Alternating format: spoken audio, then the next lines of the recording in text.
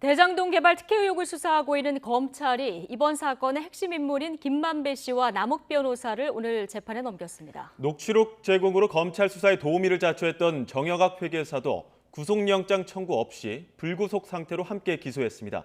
검찰 취재기자 연결합니다. 우철희 기자.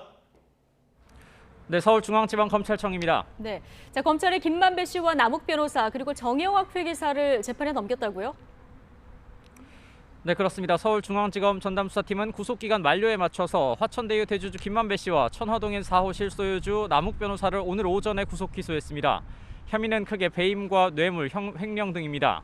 이미 재판에 넘겨진 유동규 전 본부장과 함께 대장동 개발 사업 과정에서 화천대유에 막대한 특혜를 몰아주고 성남도시개발공사에 최소 1,827억 원의 손해를 끼쳤다는 게 검찰의 판단입니다. 동시에 김 씨는 유 전 본부장에게 700억 원을 주기로 약속하고 남 변호사는 공모지침서 작성 등을 주도한 정민용 변호사에게 35억 원을 건넨 혐의 등이 적용됐습니다. 김 씨와 남 변호사의 공소장에 담긴 내용은 구속영장 청구 때와 거의 같습니다. 다만 수사 결과 배임 액수가 늘었습니다.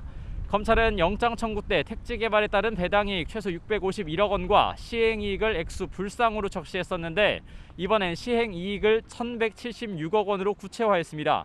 대신 지난달에 분양이 완료된 한 개 블록의 시행이익이 아직 특정되지 않았다는 점에서 공소장에는 상당한 시행이익이라고만 기재를 했습니다. 검찰은 또 핵심 인물 가운데 유일하게 구속영장 청구를 피한 천화동인 5호 실소유주 정영학 회계사를 불구속 상태로 재판에 넘겼습니다. 수사 초기 검찰에 자진 출석해 녹취록을 제공하는 등 실체적 진실 발견을 위해 수사에 적극 협조한 점을 감안했다고 이유를 설명했습니다.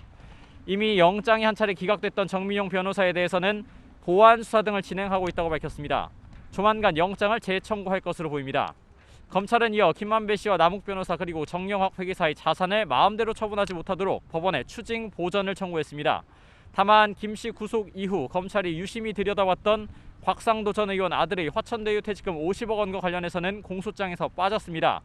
검찰은 이제 그간 제대로 이뤄지지 않았던 로비나 윗선 수사에 박차를 가할 것으로 예상이 되는데 이르면 이번 주에 곽 전 의원을 소환할 것으로 보입니다. 또 이른바 50억 클럽의 실체 그리고 당시 성남시장이던 이재명 더불어민주당 대선 후보의 관여 여부 또 윤석열 국민의힘 대선 후보의 부산저축은행 비리 부실 수사 의혹도 이후 수사 대상으로 꼽힙니다. 검찰이 오늘 김만배 씨와 남욱 변호사, 정영학 회계사까지 핵심 인물들의 기소를 마쳤지만 구속 이후 수사가 지지부진했다는 비판은 피하기 어려워 보입니다.